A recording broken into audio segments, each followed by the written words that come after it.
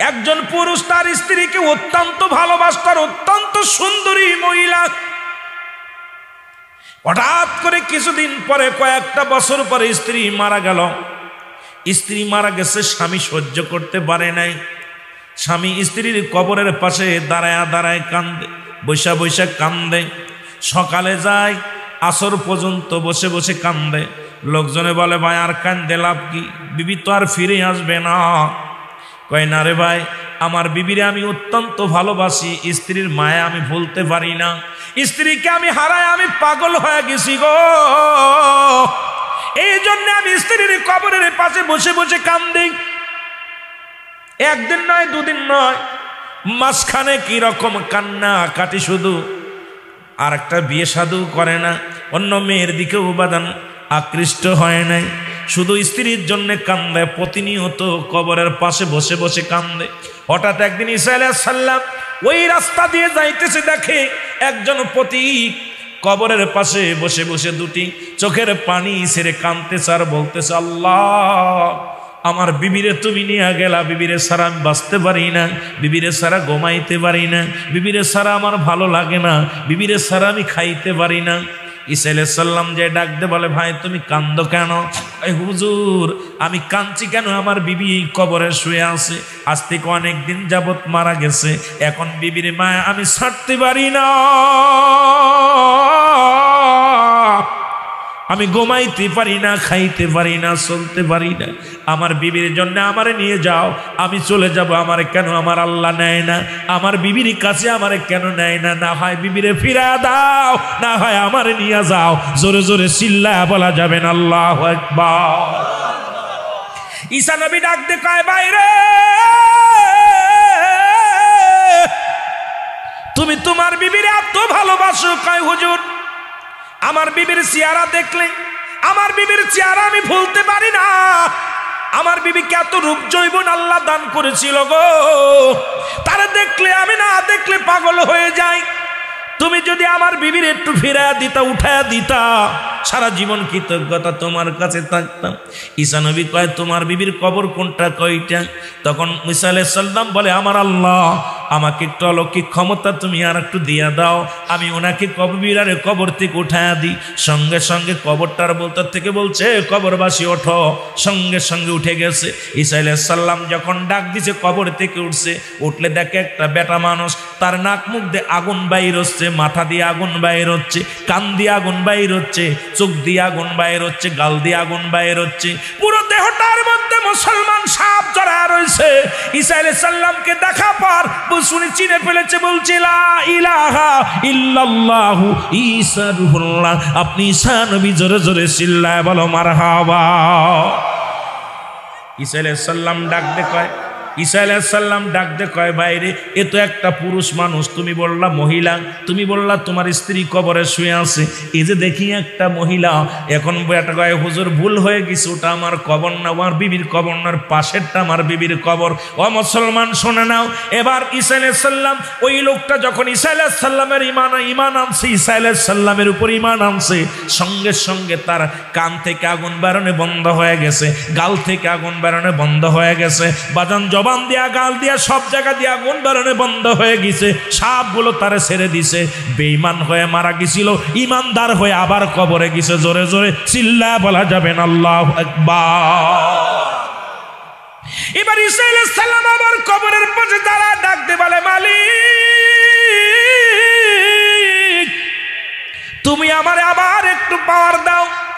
ঈসা আলাইহিস সালাম আবার ওই মহিলার কবরের পাশে ডাক দিয়ে বলে, এ মেয়ে ওঠো, কবর থেকে ওঠো। সঙ্গে সঙ্গে কবর থেকে উঠে আসছে, দেখে একদম বাজান পরি, অনেক সুন্দর চেহারা, এখন সুন্দর চেহারালা মহিলা পেয়ে বলে, হুজুর এটাই আমার স্ত্রী। কয়ে, যাও তোমার স্ত্রীকে নিয়ে চলে যাও, তোমার স্ত্রীকে পায়া তুমি খুশি হয়েছ। ও মুসলমান শুনে নাও, স্ত্রী কি করলো? এবার উঠা পরে ঈমান নিয়ে মারা গিয়েছিল। অনেক মুসলমান গভীর মনোযোগ শুনে নাও, এ দুনিয়ার মানুষ শুনে নাও, স্ত্রীকে যখন সঙ্গে সঙ্গে দিলেন, বলে যাও তুমি নিয়ে বাড়িতে চলে যাও। বাড়িতে যা বিবিরে কয়, বিবিরে আমি আজ কটা দিন তোমার কবরের পাশে কাঁদতে কাঁদতে বড় ক্লান্ত হয়ে গেছি, একটু আমার রেস্টের দরকার, আরামের দরকার। বিবিরে বলছে, বিবিরে তোমার উরতের পর আমি মাথা রাখবো, আমার মাথাটা একটু মাথার মধ্যে হাত বোলায়া দাও, আমি ঘুমায়া যাব। বিবি মাথার মধ্যে হাত বোলায়া দেয়, আর ওই লোকটা ঘুমায়া গেছে, ঈসা নবীর উম্মত ঘুমায়া গেছে। বাবারে গমের মধ্যে যখন এমন গম ঘুমাইছে, 2টা দিন শুধু গমের মধ্যে আছে, ক্লান্ত হয়ে গেছে। এমন সময় এক রাজপুত্র ওই বাড়ির ওই রাস্তা দিয়ে আগমন করতেছিল। ওই রাজপুত্র ওই মহিলাটাকে দেখে পাগল হয়ে গেছে, মহিলাও রাজপুত্রকে দেখে পাগল হয়ে গেছে। আস্তে আস্তে করে স্বামীর মাথাটা নিচেই রেখে রাজপুত্ররে কয়, আই লাভ ইউ। কথা বুঝেননি? আমি তোমার ভালোবাসি। আনা ওই বুকা ইন্না দ্বারা সুকা, আনা ওই বুকা ইন্না সাকা সাকা। আমি তোরে ভালোবাসি। এরে বাবা শুই না ল। স্বামীর মাথাটা নিচেই রেখে সঙ্গে সঙ্গে রাজপুত্রর সঙ্গে রওনা দিয়ে চলে গেছে একটা ঘোড়া করিয়া। এবার লোকটা 2 দিন পরে গম ভাঙছে, গম ভাঙ্গিয়া দেখে রে বিবি নাই, পাশে বিবি নাই, পাগল হয়ে গেছে। আর এত সাধনা করে বিবিরে আমি আনলাম গো, কত সাধনা করে আমি কান্নাকাটি করতে করতে বিবিরে পাইলাম ফেরত। আমার বিবি গেল কই, বিবি গেল কই? পাগল হয়ে গেছে। বিবিরে খুঁজতে খুঁজতে পাইলেন না। হঠাৎ করে দেখলো ঘোড়ার পায়ের দাগ। চিন্তা করে নিশ্চিত কোনো ঘোড়া এসেছিল, সেই ঘোড়া নিয়ে গেছে। পায়ের দাগ দেখতে দেখতে, ঘোড়ার পায়ের খুরের দাগ দেখতে দেখতে চলে গেলেন। যায় দেখে রাজমহলে, বিবি রাজমহলের মধ্যে বাদী হয়ে বসে আছে। এবার যায় লোকটা যায় বলে, দাদা বলে, হুজুর এটা আমার বিবি, আপনি আমার বিবির আনছেন কেন? আমার বিবিরে কেন আনছেন? এটা তো আমার বিবি। বিবি কয় না, আমি রাজার বাদী। আল্লাহু আকবার বলেন। বিবি অস্বীকার করে, স্বামীরে তুমি আমার স্বামী স্ত্রীর পরিচয় দাও। তুমি কে গো? আমি তোমারে চিনি না, আমি তো এই রাজার বাদী। রাজা বলে, তুমি কারে বিবি বলো? কয় হুজুর এটা আমার বিবি। কয় মহিলারে বলো তুমি ওই পুরুষটা যা বলছে সত্য কি না? কয় না না সত্য বলে নাই, উনি আমার স্বামী না, আপনি আমার আমি আপনার বাদী, আপনার গোলাম আমি। সঙ্গে সঙ্গে বাদামরে রাজা বললেন, ওকে কি করো, দুনিয়া থেকে বিদায় করে দাও। ও মুসলমান শুনে নাও। সঙ্গে সঙ্গে জল্লাদেশে তার গর্দানটা কেটে দিলেন এবং মহিলাটাও মারা গেলেন, পুরুষটাও মারা গেলেন। দুইটায় দুনিয়ার প্রেমের সুন্দরী প্রেমের পড়িয়া দুজনই ঈমান হারা হইয়া দুনিয়া থেকে বিদায় নিল। জোরে জোরে চিল্লা বলা যাবে না নাউজুবিল্লাহ। এরে দুনিয়া আজকে খেলার পুতুল। ও দুনিয়ার মুসলমান শুনে নাও, ইয়া দ্বারা আমরা বুঝতে পারি আজকে মেয়েদের পাল্লাই পড়িয়া, দুনিয়ার প্রেমে পড়িয়া, সংসারের প্রেমে পড়িয়া আজকে আমরা দুনিয়ার লোভে আমাদেরকে খেয়ে ফেললো। আমার আল্লাহ বলে, কুল্লু মান আলাইহা ফান, এই দুনিয়া সবকিছু চূর্ণ বিচ্ছিন্ন হয়ে যাবে। এই দুনিয়ার মধ্যে কিচ্ছু বলতে কিচ্ছু যেদিন থাকবে না। ও দুনিয়ার মুসলমান শুনে নাও, আজকে নারীর প্রেমে পড়িয়া সংসার শেষ। আজকে 14ই ফেব্রুয়ারি গতকাল গেছে বাবা। আজকে নারীর প্রেমে রাত জাগো, নারীর প্রেমে ঘুষ খাও, নারীর প্রেমে সুদ খাও। বিবিকে খুশি করার জন্য সুদ খাও, বিবিকে খুশি করার জন্য তুমি ঘুষ খাও, বিবিরে খুশি করার জন্য তুমি জার্নি করো, নিয়ে বেড়াও, মার্কেটে মার্কেটে ঘোরাও। যে মওলা তোমার এত সুন্দরভাবে বানাইলো, পৃথিবীর সব কিছু বানাইলেন, আসমান বানাইলেন কোন বলে কোন আর ফায়াকুন, জমিন বানাইলেন কোন আর ফায়াকুন। এ মুসলমান গাছ বানাইলেন কোন আর ফায়াকুন, এই জমিনটা বানাইলেন কোন আর ফায়াকুন। কিন্তু আমার আল্লাহ তোমারে কোন আর ফায়াকুন কোনে বানাই নাই। আল্লাহ বানাইছে তার কুদরতি হাত দিয়া, এই রহমতের হাত দিয়া। ও বান্দা তোর নাকটা বানাইছে আমার আল্লাহ, ও বান্দা তোর কপালটা বানাইছে আমার আল্লাহ। কারণ সিজদা দিবি আমার মালিক রে, তোর দেহটা বানাইছে আমার আল্লাহ। আমার আল্লাহ এই নিজ কুদরতি হাত দিয়ে বানাইছে তোমারে। আজকে সেই মাওলারে ভুলে যাইয়া দুনিয়ার প্রেমে পড়ে গেলি, কিন্তু একদিন চিরদিন শুয়ে থাকতে হবে যেখানে, সেই কথাটা ভাবলি না। মরণের কথা কি চিন্তা হয় না? জোরে জোরে বলেন ঠিক কি না? এ দুনিয়ার মুসলমান,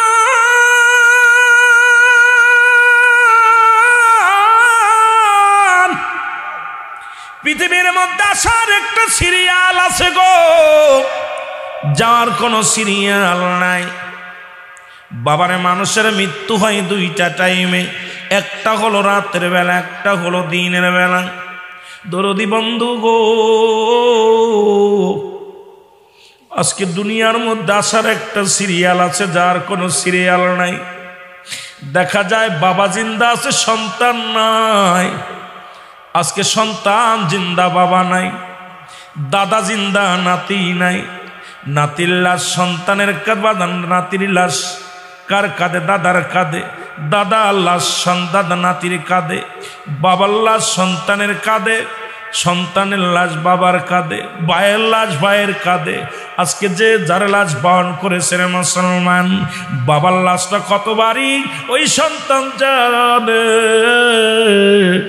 মার লাশটা কত ভারী সন্তান জানে। এই পৃথিবীর মা ছেড়ে চলে যেতে হবে রে দুনিয়ার মুসলমান।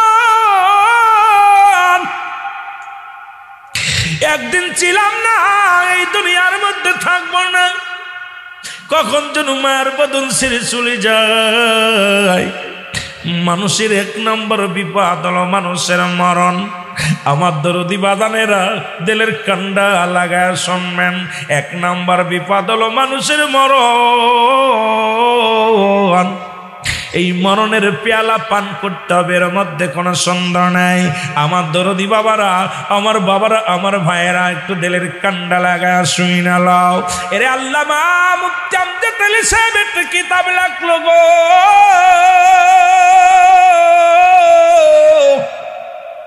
এই কিতাবের মধ্যে লিখলেন, দুনিয়ার মানুষ শুনে নাও, মানুষের সহজ মৃত্যুটা হলো 70টা তাজা উটের গায়ের চামড়া জবাই না করিয়া উল্টো দিকে টান দেয়, লবণ আর মরিচ লাগা দিলে যতটুকু যন্ত্রণা হয়, এর চাইতে 70 গুণ যন্ত্রণা হলো একটা সাধারণ মৃত্যু। এখন আমরা মরণকালে যারা পায়খানা করে দিছি গো,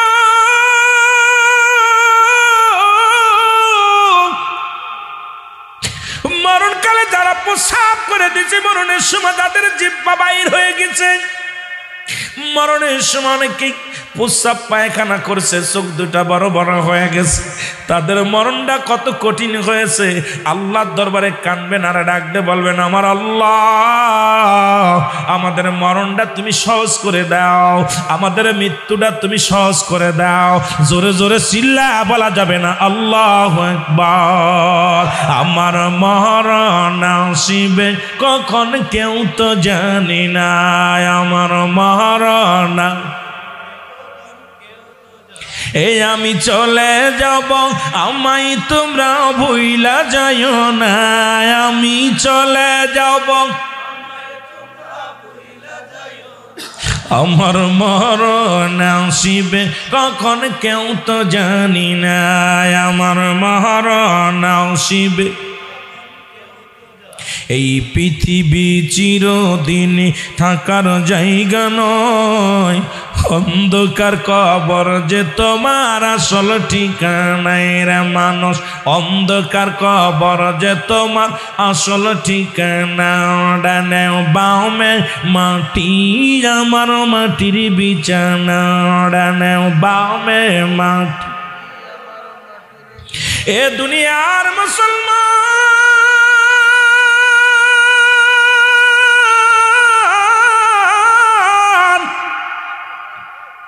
কত মানুষের কবর দিলা, কত মানুষের তুমি কবরে শোয়া দিলা। এই দুনিয়ার মধ্যে কত রাজা বাদশা, কত ফকির, কত দরবেশ। এই সিলেটের জমিনে, এই বাদান কোথায় শ্রীমঙ্গলের জমিনে, আজকে নোয়াবাড়ি বাজান এলাকার মধ্যে কত মানুষ, নামি দামি মানুষ ছিল, যাদের ভয় এলাকার মানুষ থরথর করে কাঁপত। আজকে তারা কোথায়? তারা কবরের জগতে চলে গেছে। তাদের কবর উপরে দিয়ে কুত্তা শিলি পায়খানা করে, কবর থেকে খেদানোর মতো ক্ষমতা আল্লাহ তাদের দেয় নাই। অনেকের কবরটা ভেঙে গেছে।